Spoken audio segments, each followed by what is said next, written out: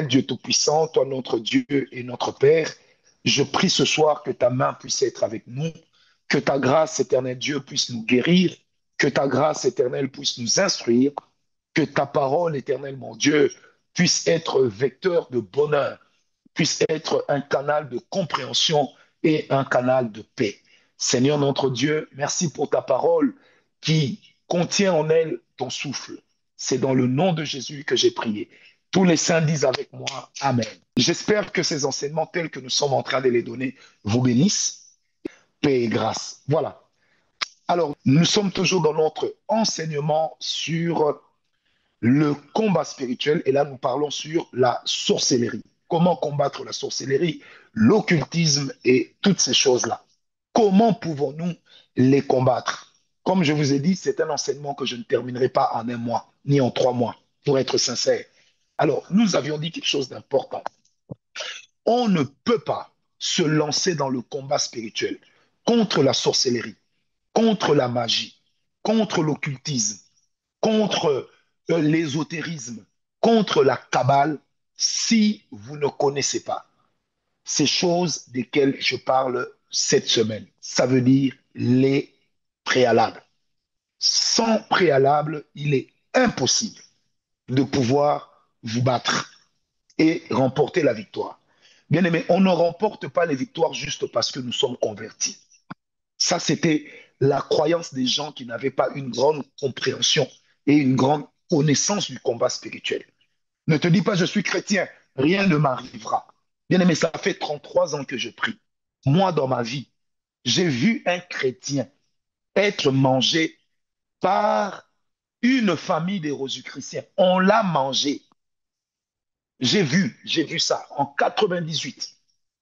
J'ai vu un ami zélé quand nous nous sommes convertis. Il est allé prêcher l'évangile à quelqu'un en faisant du porte-à-porte. Il a dit à cette personne, donne-moi ta bague. La personne lui a donné la bague, c'était sa bague de la Rose-Croix. Ce garçon a pris la bague au nom de Jésus. Je détruis la bague. Il a détruit la bague, bien aimé dans le Seigneur. Le temps de quitter là où il était, d'arriver au coin de l'avenue, selon les configurations des avenues de Kinshasa. Bien aimé, il est devenu fou. Il a atteint le coin de l'avenue, nu, nu, complètement dévêtu. Pourquoi? Parce que dans nos écoles spirituelles, on nous disait, puisque tu es converti, c'est fini, vas-y. L'apôtre Paul dit, moi Paul, je traite durement mon corps afin de ne pas être écarté. Donc c'est pour dire que être chrétien, c'est une responsabilité qui nous échoit. Et si nous ne comprenons pas les retombées de cette responsabilité, je vous donne ma parole par expérience et par petite connaissance que j'ai de la parole de Dieu. Vous allez faire naufrage. Moi, j'ai vu des chrétiens, quand ils rocobabent, ils chindababent, vous avez comme l'impression que le monde va s'arrêter. Mais vous apprenez qu'il est tombé dans l'impudicité avec une prostituée. Vous cherchez qu'est-ce qui s'est passé, envoûtement. Moi, j'ai vu un frère avec qui nous priâmes jadis, devenir fou parce qu'on lui a volé ses chaussures. On est allé travailler ça par des magiciens, par des occultistes. Le frère est devenu fou et ça a commencé par une méningite, malaria cérébrale, méningite, fou, ou fou, fini.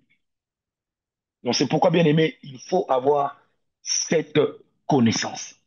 Le diable n'est pas impressionné par nos prières. Il est impressionné par les prières qui sont faites avec connaissance. Le diable n'est pas impressionné par le don spirituel. Parce que même le diable, il donne aussi à ces gens des fois d'opérer comme nous. Tu dis recevez, les gens tombent. Le diable aussi sait le faire.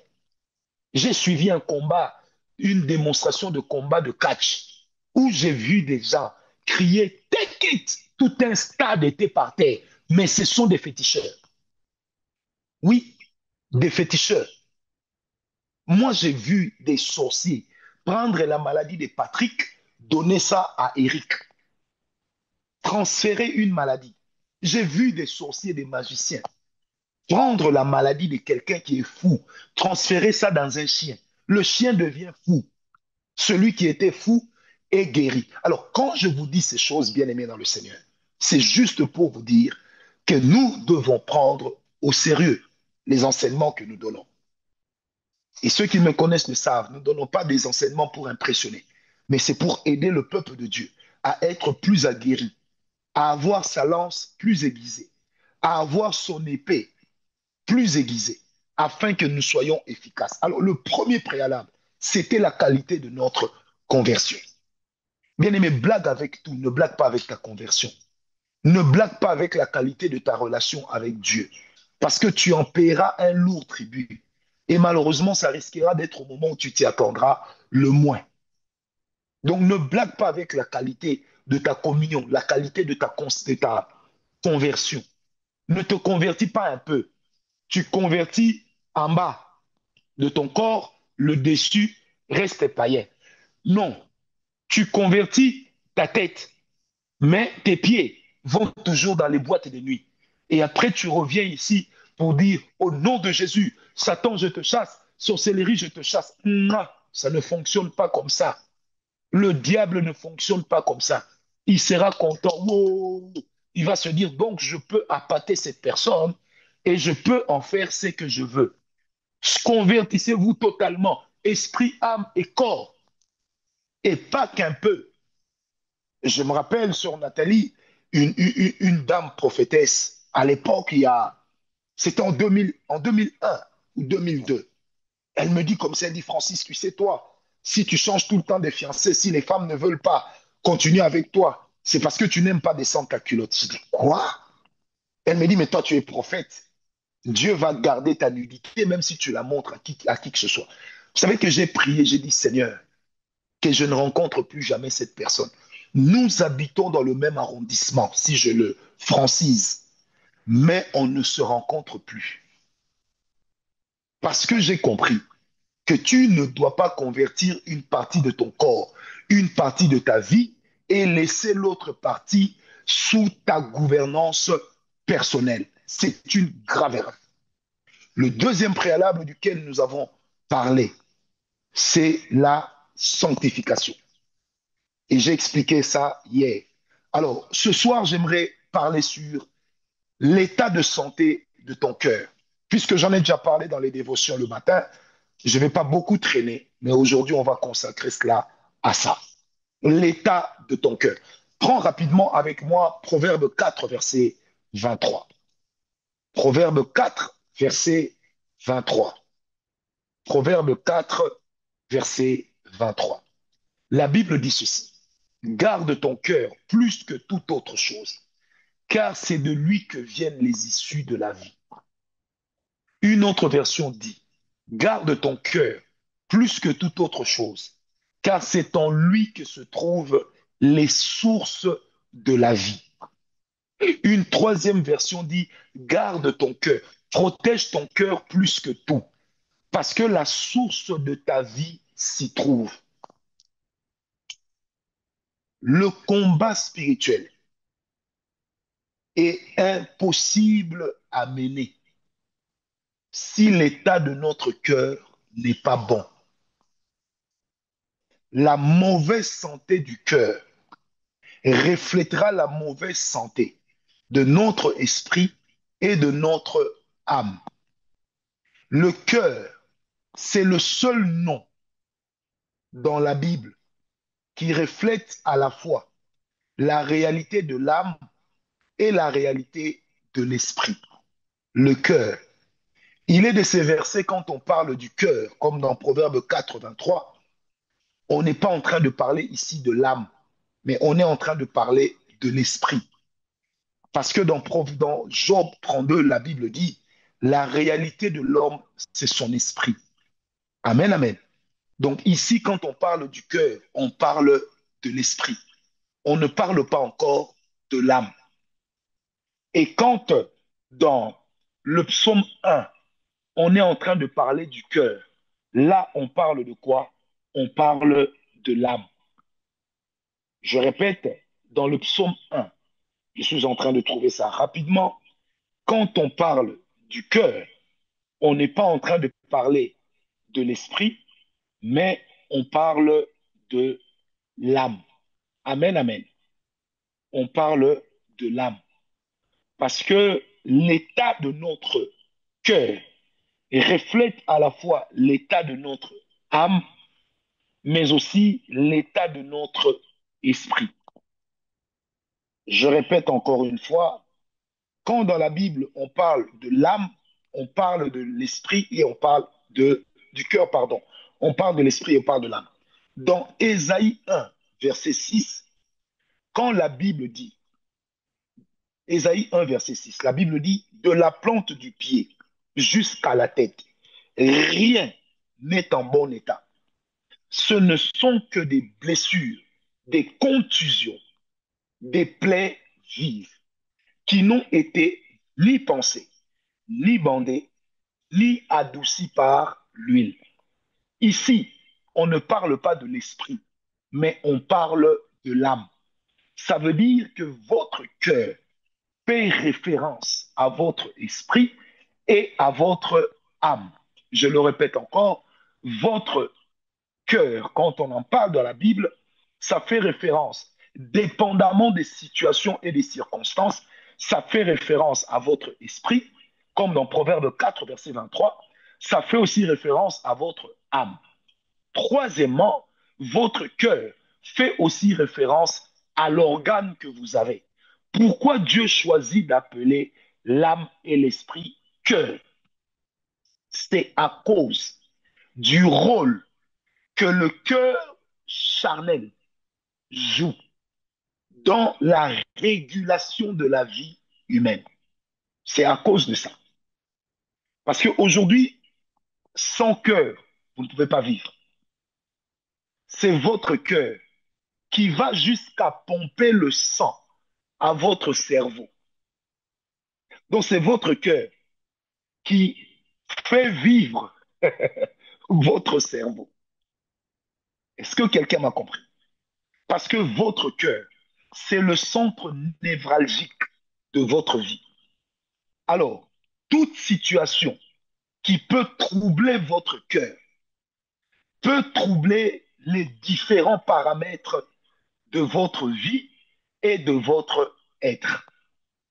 C'est comme ça, bien aimé, que nous perdons souvent le combat contre la sorcellerie.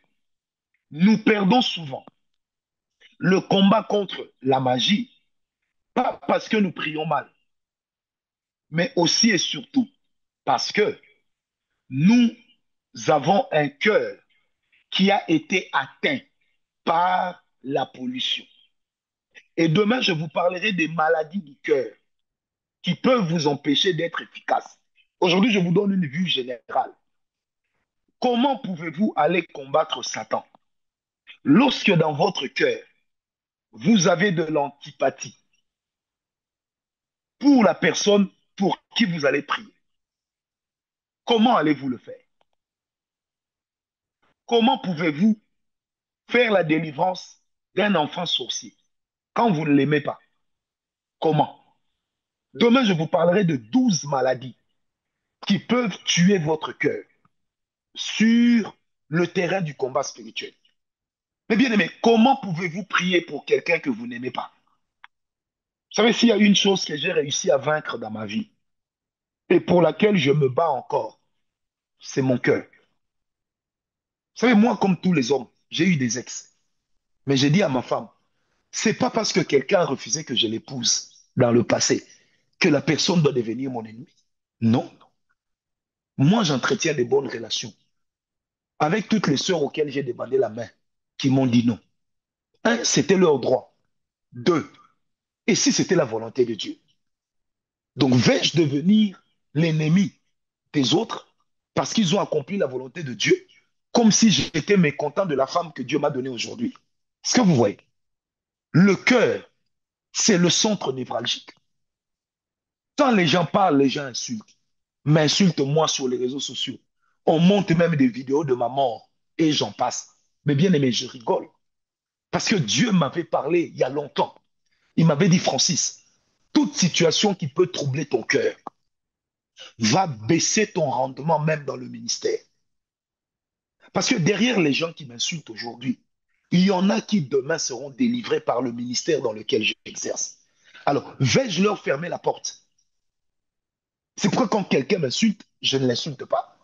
Quand quelqu'un me hait, je me bats pour ne pas lui rendre en retour la haine. Demain, je vais vous expliquer, peut-être même aujourd'hui, qu'est-ce que la Bible appelle ennemi. Et vous verrez que ceux que nous nous appelons ennemis, ce n'est pas ceux que la Bible appelle ennemis. Est-ce que quelqu'un m'a compris? En fait, ça va même au-delà, Laetitia, du wisdom. Ça va dans une formatation de votre cœur devant Dieu. Et ça prend du temps. Ça, vous savez, il y a 2 semaines, un apôtre m'a écrit. Il m'a dit, au début, il m'a insulté. Regarde, tu nous as insultés. Et quand j'ai commencé à parler avec lui, je lui ai expliqué. On a prié. Il m'a dit, prophète, pardonne-moi. Donc, tu es mon frère. Mais les gens sur les réseaux sociaux nous ont montré que tu étais notre ennemi. Donc, tu es mon frère. Et puis, il me dit, d'ailleurs, Dieu me confirme que tu es mon frère. Donc, je comprends qu'il fallait qu'il y ait cet incident pour que je me rapproche de toi. Et moi, je pensais être venu t'insulter, alors que Dieu voulait créer une connexion dans le ministère. Maintenant, imaginez-vous que je l'ai aussi détesté. Imaginez-vous que je l'ai aussi insulté. Quels auraient été les résultats? On serait, et lui et moi, passés à côté de ce que Dieu veut faire. Est-ce que vous savez que nos ennemis d'aujourd'hui peuvent être nos meilleurs amis demain? Est-ce que vous savez que nos amis d'aujourd'hui peuvent devenir nos pires ennemis demain? D'ailleurs, l'ennemi le plus dangereux, c'est celui qui a été votre ami. C'est celui qui vous connaît le mieux. C'est celui qui connaît votre culture, qui connaît vos défauts, qui connaît vos hôtels. C'est celui qui a pris le temps de vous étudier. C'est celui-là qui connaît votre vulnérabilité, qui est capable de vous détruire. Vous savez, il est de ces gens, quand on est venu dire à David, on dit David, est-ce que tu sais que Achitophel a rejoint Absalom? David était tellement blessé. Vous savez ce qu'il a fait? Il a crié, Seigneur, réduit à néant le conseil d'Achitophel. Réduit à néant le conseil d'Achitophel. Donc ça veut dire le fait de savoir que Achitophel est maintenant avec Absalom.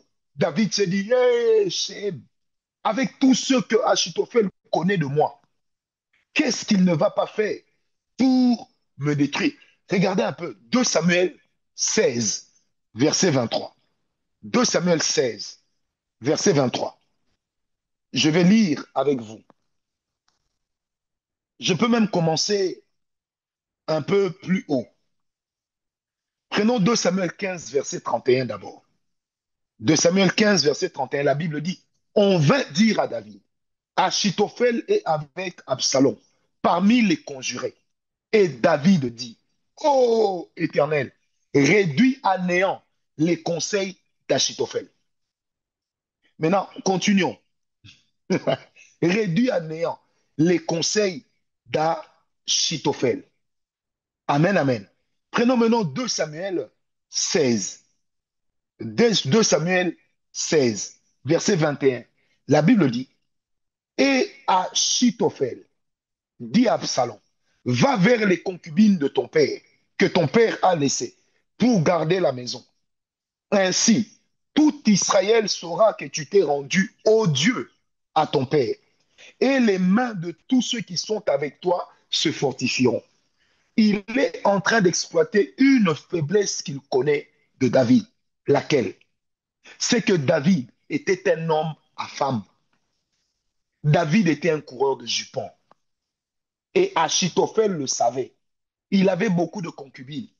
Et Achitophel dit à Absalom, donc si tu peux retourner en ta faveur les concubines de David, coucher avec elles sur la place publique, c'est alors que les gens sauront que tu n'es plus avec David. Et ceux qui sont avec toi vont se fortifier. Ils ne vont pas se dire, donc peut-être que cet enfant va retourner vers son père, qu'est-ce que nous allons devenir? Est-ce que vous voyez la malice d'Achitophel? Mais d'où venait cette intelligence négative? De la proximité qu'il avait avec David. Et dans 2 Samuel 15, la Bible dira, les conseils d'Achitophel avaient la même valeur que la parole de Dieu aux oreilles de David. Donc ça veut dire que Achitophel connaissait David, mais il est devenu son ennemi. Et quand il devient son ennemi, la crainte de David à l'égard d'Absalom s'accroît. Parce qu'il sait que non seulement qu'il connaît mes faiblesses en tant qu'enfant et père, mais il connaît aussi mes faiblesses en tant que roi. Parce que Achitophel n'était pas un ami de quartier de David. Non. Achitophel s'est rapproché de David quand David est devenu roi. Donc il connaissait. Alors c'est pourquoi, bien aimé dans le Seigneur, gardez votre cœur. Vos amis d'aujourd'hui, demain, peuvent vous trahir. J'ai aujourd'hui 28 ans de service de Dieu. Les gens qui m'ont le plus trahi sont des gens avec qui nous avons mangé et nous avons bu. Vous savez, moi, j'ai vu des gens quitter l'église parce que j'ai acheté une nouvelle voiture. Mais ce sont des gens qui me disaient, Père Franck, Dieu nous a dit que toi, tu n'es pas dans les femmes, toi, tu n'es pas dans des fétiches. Les mêmes personnes sont allées dire ailleurs que Père Franck a des enfants dehors, que Père Franck, c'est un voleur. J'ai vécu ça. Donc, j'ai vécu des moments où j'ai regardé comment les gens que j'ai aidés. Donc, tu dors la nuit, le Seigneur te dit, prie. Si tu ne pries pas, cet homme-là ne verra pas le matin. Tu te lèves. J'ai eu un voisin comme ça. Je me lève le matin, je vais le voir. Je dis, la nuit, tu as mal dormi. Il m'a dit oui. J'ai dit, tu as fait des crises de tension. Il m'a dit oui. J'ai dit, aujourd'hui, tu devais mourir. Il m'a dit, j'ai senti ça. Mais j'ai dit, tu sais, toute la nuit, Dieu m'a réveillé pour prier pour toi. Mais rendez-vous compte que quelques temps après, je suis au Canada. Je passe 6 mois avec ma famille que je n'avais plus vue depuis une année et demie à cause du Covid. Cette personne quitte l'église, me critique partout, ayant été proche de moi. Automatiquement, aux yeux de tous, ce qu'il dit devient vrai. Comment tu vas te justifier? Auprès de qui oseras-tu te justifier? Comment tu vas dire aux gens que c'est faux? Tu accuses le choc, mais pensons que tu as accusé le choc. Ton cœur est malade. Mais comme nous qui servons Dieu, des fois nous croyons être plus forts que tout le monde. Des fois nous croyons être devenus des surhommes. Et quand nous accusons de ces coups, de ces chocs, bien aimés, vous allez vous rendre compte que vous allez punir même les gens qui ne vous ont rien fait. Vous allez devenir méfiant, même à l'égard des gens qui vous aiment vraiment. Quelqu'un va te demander un service, tu vas dire ça sert à quoi? En fait, tu deviens mauvais. Maintenant, imagine-toi que cette personne-là, qui vient te demander service, vient te demander un service de délivrance, qui va t'exiger de jeûner 7 jours pour faire sa délivrance. Est-ce que tu auras encore le cœur à jeûner? Non. Tu vas aller chasser le démon et tu n'auras pas le succès escompté. Pourquoi? Parce que à l'origine, ton cœur est touché. Ton cœur est blessé. Est-ce que vous comprenez comment le diable agit? Vous savez, dans notre église de Kinshasa, nous avons vécu quelque chose d'extraordinaire. Je vous dis quelque chose d'extraordinaire. Un frère paye la dîme à l'église, pas à Francis Ngawala. 2 mois après, la femme du frère réclame l'argent de la dîme. Mais l'église a déjà utilisé. Comment faire? Une lettre tombe chez moi. Elle m'insulte. Les insultes partent du privé jusque sur les réseaux sociaux. On me traite de tous les noms. On brûle mes livres. On me présente comme un occultiste. Mais tu vas te justifier chez qui? Plus de 130 000 $. Maintenant, il faut payer. Je vends mes véhicules. Certains de mes collaborateurs. Alors, imaginez-vous dans quel bourbier je me suis retrouvé. Frère, c'était la première fois de ma vie de faire une crise de tension. Oui, je vous disais, je me suis dit, mais Seigneur, de cet argent, on n'a même pas pris $1 pour ma maison.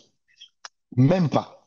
Pourtant, mes collaborateurs qui sont même ici en ligne savent que Eux m'avaient dit, papa, prends une partie, nous te donnons. J'ai dit non.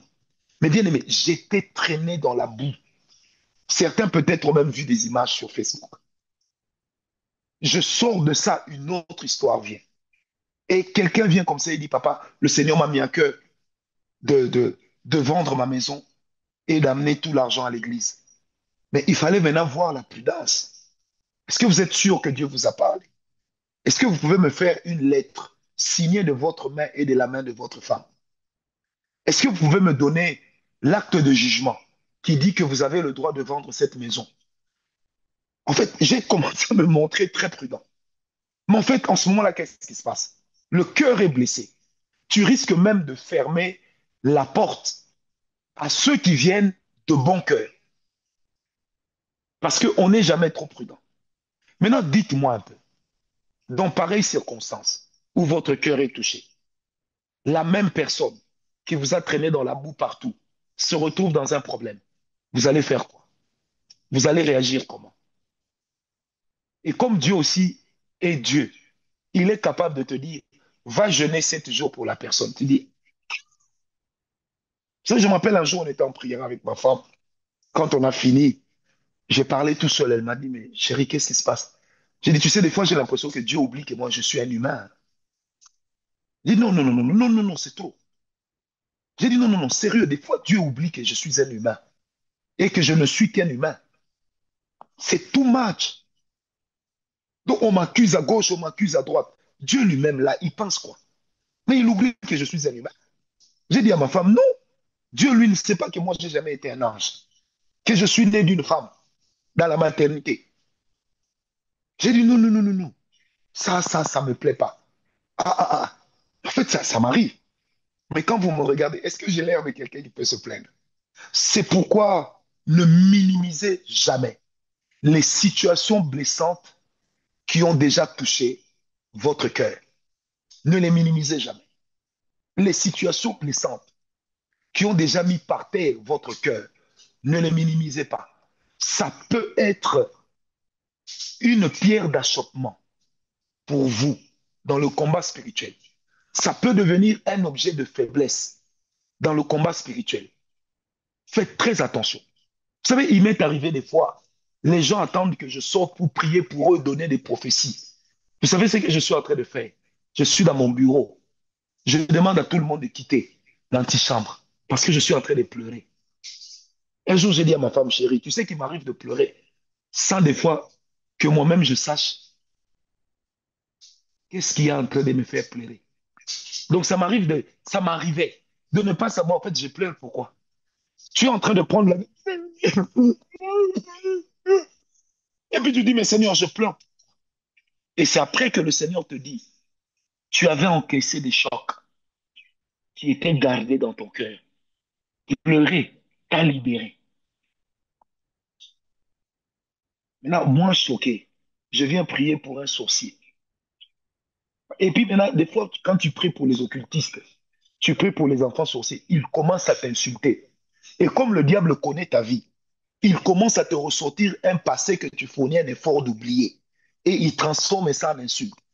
Moi, j'ai vu des frères en pleine délivrance. Le démon commence à lui dire, regarde-le, comment il est vilain. Donc, on lui a répété les paroles qu'on lui disait qui le blessaient quand il était enfant. Demandez-moi la suite. Le frère a enlevé son t-shirt pour se battre. Frère, on était obligé d'arrêter la délivrance, de maîtriser le frère. Parce que le cœur était touché. Et il a commencé à dire, ah, laissez-moi, laissez-moi. Il veut blaguer avec moi. Mais le frère a oublié que nous étions dans une séance de délivrance. Moi, j'ai vu délivrance. Un frère, on a déchiré sa chemise. Comme nous, on dit à Kinshasa, c'était son dernier cri. Donc, ça veut dire que si cette chemise-là sort, le combat est fini. Il n'a plus d'adversaire. Maintenant, cette chemise, Seigneur, cette chemise-là a été déchirée. Le frère m'a dit, prophète, je t'écoute, mais là, je ne vais pas t'écouter. Oh non, ma chemise, Yamamoto. Non, Yoji, non, il va boire. Non. Donc, le frère était prêt à en découdre. J'ai dit au frère, je vais t'offrir une autre chemise. Vous voyez, quand le cœur est malade, c'est que ça peut produire. Ton cœur n'est pas encore guéri de l'envie, de la convoitise.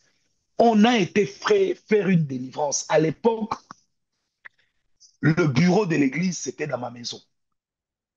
J'avais un pasteur et un frère intercesseur. Et je leur ai dit, écoutez, j'arrive. Vous savez que je sors de là. Je pars parler au téléphone.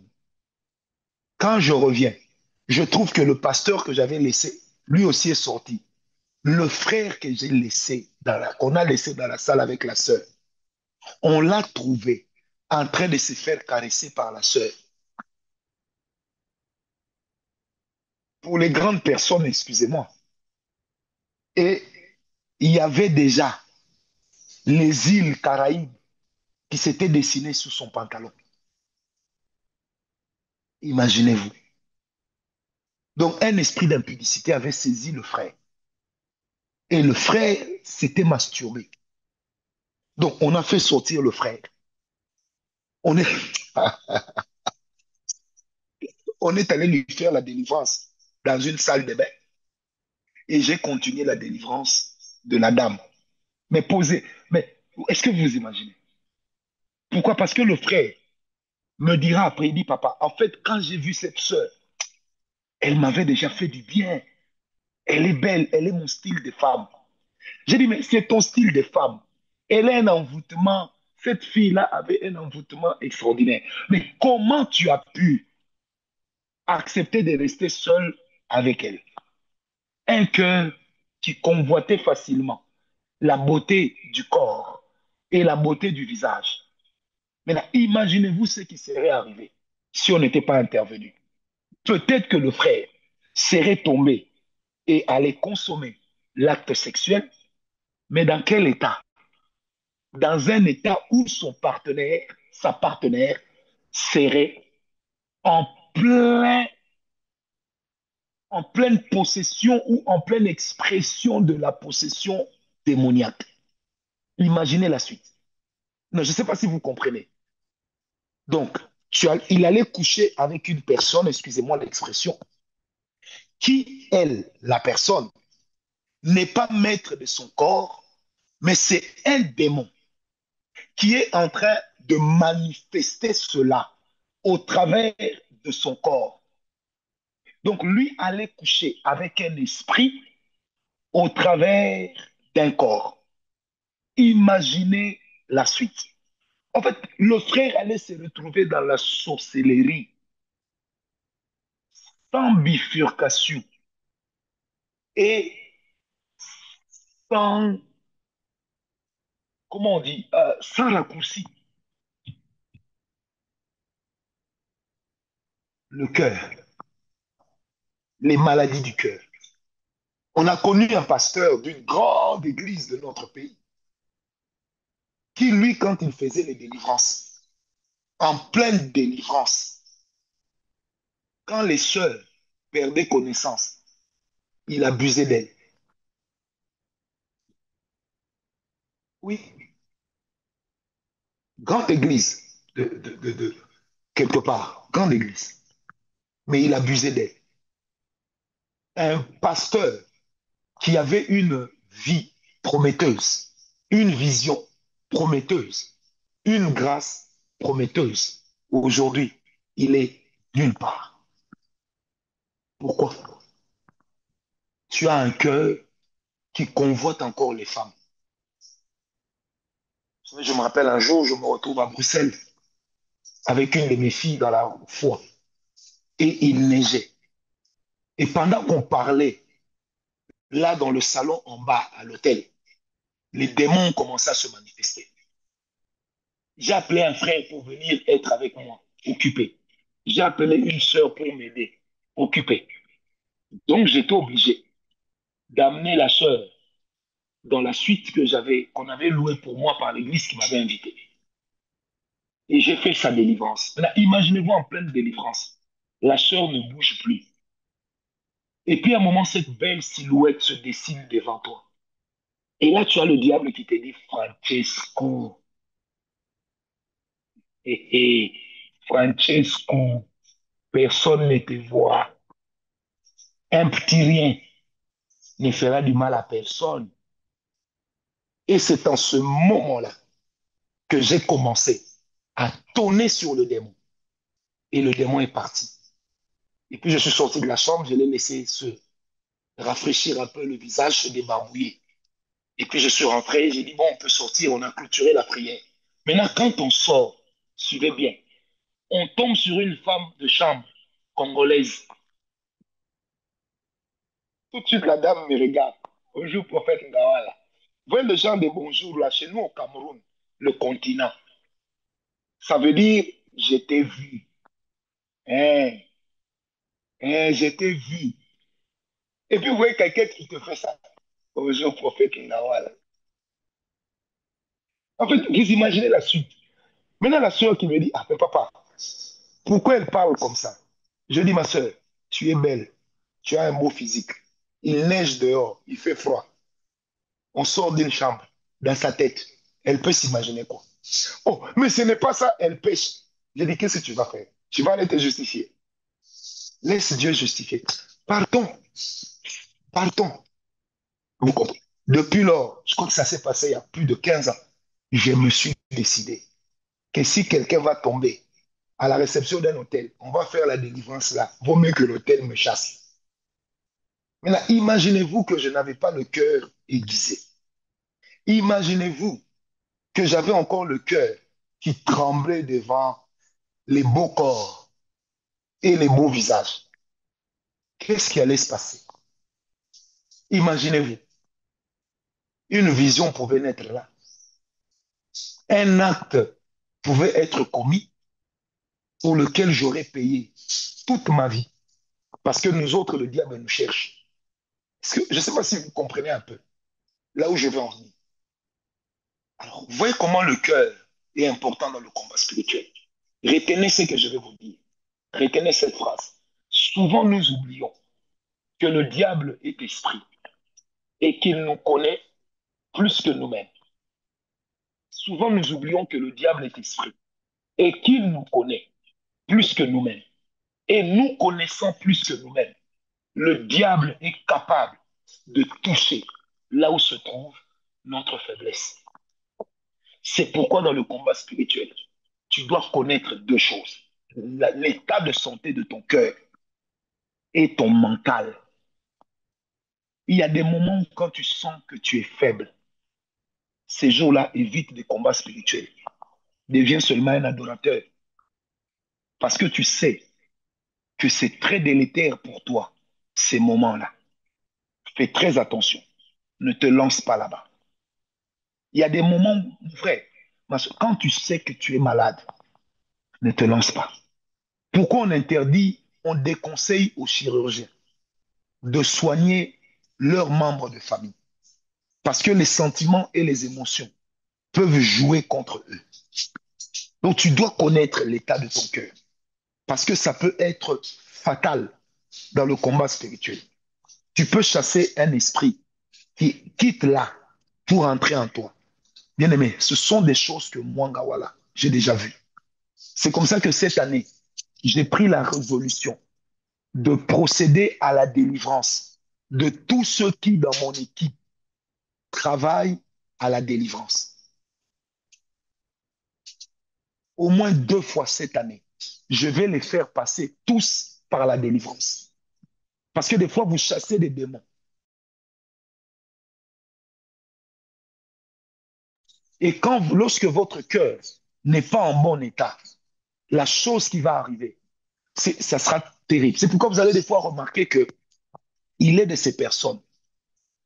Des fois, c'est après des grandes séances de délivrance, en retournant à la maison, que les enfants sont malades. Des fois, c'est après des grandes séances de délivrance, en retournant à la maison, qu'il y a des prises de bec avec monsieur ou avec madame. Et la personne ne comprend pas toujours ce qui s'est passé. Retenez bien cette phrase. Parce que un esprit que vous combattez, même s'il sort, il n'a pas encore dit son dernier mot. Et je vais même vous apprendre les actes que l'on pose pour que les démons que vous avez chassés restent là où vous les avez chassés et qu'ils ne vous accompagnent pas dans votre maison. C'est même pourquoi vous allez remarquer que beaucoup de serviteurs de Dieu qui sont dans l'onction, dans la délivrance, tombent souvent dans l'adultère et dans l'impudicité après des grands services. Savez-vous pourquoi? Parce qu'ils négligent un aspect important du combat spirituel et de la suite. Ils négligent cela. Parce qu'ils négligent cela. Pourquoi quand les disciples sont allés chasser les démons, le Seigneur Jésus ne les a pas accompagnés? Pourquoi il est resté intercédé pour eux? Pourquoi quand on lui a dit, mais tes disciples ne se lavent pas les mains, il a dit, mais quand le maître leur sera enlevé, ils se laveront aussi les mains, comme tout le monde. Pendant que le maître est là, il se sanctifie pour eux. Mais quand le maître ne sera plus là, ils seront obligés de faire comme les autres. Je vais vous expliquer pourquoi est-ce que dans Genèse 49, la Bible dit qu'il nettoiera son manteau dans le sang des raisins. Je vais vous expliquer ça. Je vous mets déjà l'eau dans la bouche, mais je vous expliquerai cela. Ces enseignements seront une école. Est-ce que quelqu'un me comprend? C'est pourquoi, bien aimé, faites très attention. Vous avez déjà entendu des gens dire, oui, les enfants des serviteurs de Dieu sont souvent mal élevés, mal éduqués. C'est parce que nous négligeons le fait que les combats, les délivrances nous suivent aussi jusque dans nos lieux d'habitation. Je vais vous donner une petite illustration. Je suis seul dans ma chambre. Je prie. Toi, démon de sorcellerie qui dérange ma famille, je te chasse au nom de Jésus. Quand je chasse, pour que le démon m'écoute, il doit être où? Quelqu'un peut répondre en écrivant. Pour qu'il m'écoute, qu'il m'entende, il doit être où? Il doit être là où je suis. Parce que le démon n'est pas omniprésent. Donc ça veut dire que dès que je déclenche le combat spirituel, il y a aussi des esprits impurs qui se rapprochent de moi. Et je dois les chasser. Parce qu'ils doivent entendre ma voix. Deuxième possibilité, c'est que les anges doivent transporter ma voix jusque là où ils sont. On ne chasse pas quelqu'un qui est absent. Non. On ne donne pas des ordres à un absent. Si tu donnes ton ordre là où je ne suis pas là, je ne suis pas redevable. Je ne suis pas tenu de respecter une chose que tu as dite en mon absence. Je ne suis pas tenu. C'est comme si tu prends ma photo et tu dis je t'aime, je t'aime, je t'aime, je t'aime.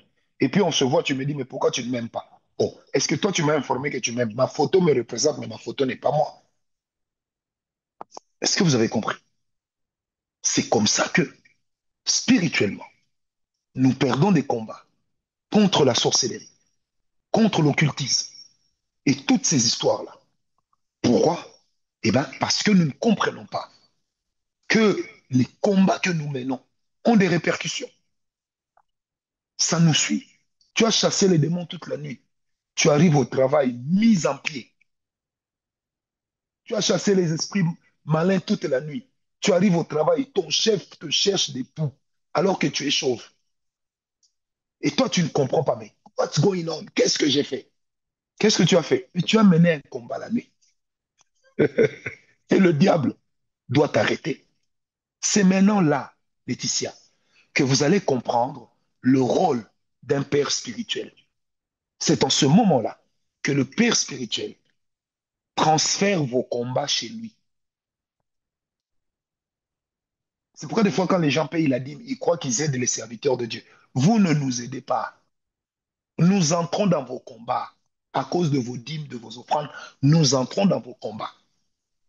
Oui, simplement. Des fois, quand toi tu dors là, tu ne sais pas que moi je ne dors pas. Peut-être que je ne connais même pas ton nom, mais Dieu me dit seulement, prie pour telle personne, prie pour telle personne. Regardez, aujourd'hui, avant de commencer le culte ici, le Seigneur m'a dit que jusqu'à la fin, il va guérir toutes les personnes qui ont des problèmes au niveau de leur poitrine, des gens qui ont des douleurs de poitrine, des douleurs d'estomac, des douleurs de cœur, des douleurs, des gens qui ont des problèmes à ce niveau. Il est en train de les guérir. J'ai dit, Seigneur, comment tu vas procéder? Il m'a dit, toi parle sur le cœur, moi je ferai le travail pour appuyer auprès de ceux qui te suivent que la parole que tu prêches ne vient pas de toi. Mais pendant que je vous parle, ça fait 3 semaines que moi-même, j'avais mal à l'estomac, que j'avais mal à ma poitrine. 3 semaines. Vous savez, j'ai été guéri juste avant de commencer le culte avec vous. Et c'est quand j'ai reçu la parole de Dieu que le Seigneur m'a dit, je guéris toutes les personnes qui ont des douleurs d'estomac, des douleurs de cœur, des douleurs des poumons, des douleurs de la rate. Vous imaginez? Mais c'est un combat. Parce que derrière les douleurs de certaines personnes, il y a la sorcellerie. Derrière les douleurs de certaines personnes, il y a la magie. Derrière les douleurs de certaines personnes, il y a l'envoûtement. Mais par un simple message, par un simple culte, où moi, toi tu me vois, moi je ne te vois même pas. Mais je me programme dans tes combats. C'est dit que quand je vais finir, je prie aussi que Dieu me protège et qu'il protège également ceux de ma maison. Amen. Qu'il protège aussi ceux de ma maison. Le diable est un vieux outil. Est-ce que quelqu'un m'a compris? Demain, je vous parlerai sur 12 maladies du cœur qui vont vous empêcher de vaincre la sorcellerie, de vaincre le diable. 12 maladies du cœur. 12 maladies. 12. Que Dieu vous bénisse. Que la grâce de Dieu soit avec vous. Alors, tous ceux qui souffrent du cœur, du poumon, de l'estomac, de tous les organes qui se trouvent au niveau de la poitrine, y compris les seins, soyez guéris au nom de Jésus. Que toute attaque que vous avez reçue au niveau de votre poitrine, soyez guéris de cela. Que toute programmation du cancer des seins, cancer de l'estomac, ulcère, cancer du cœur, cancer des poumons, au nom de Jésus, soyez guéris. Que ce que j'ai cité parce que je connais et ce que je n'ai pas cité parce que je ne connais pas, soyez guéris aussi de cela. Que ce soit des problèmes, des kystes, soyez guéris de cela. Des taches au niveau de votre poitrine, à l'intérieur comme à l'extérieur, soyez guéris de cela. Au nom de Jésus. J'ai dit au nom de Jésus. Si toi tu es malade là, pose tes deux mains comme ça, si tu le peux. Sinon, pose juste une main. Je prie que cela te libère. Il y a des gens qui vont tousser. J'ai dit, je prie que cela te libère maintenant. Si tu sens la toux monter, il y a des gens qui souffrent de l'estomac, qui vont sentir comme des gaz, mais des gaz qui sont en train de monter dans leur bouche. Sois guéri maintenant au nom de Jésus. J'ai dit, sois guéri. Tu es étonné parce que Dieu connaît ta maladie. Non, il connaît. Sois guéri maintenant au nom de Jésus. Que cette maladie te libère. Que cette maladie libère ta vie. Que cette maladie libère ton cœur. Que cette maladie libère tes poumons. Que cette maladie libère ton estomac. Que tout chagrin qui t'a amené à développer des maladies psychosomatiques, oh, que tu en sois dégagé, que tu en sois allégé maintenant. Au nom de Jésus, j'ai dit que tu en sois allégé maintenant. Que tout poids que tu ressens sur toi maintenant te quitte. Que ça te quitte au nom de Jésus. Il y a des gens qui toussent, mais il y en a aussi qui sentent comme de l'air qui est en train de monter depuis leur intérieur. Libérez-vous de cela au nom de Jésus. Et puisque le Seigneur me dit qu'il est en train de le faire, sois libéré. Oh, au nom de Jésus, j'ai prié. Amen. Amen.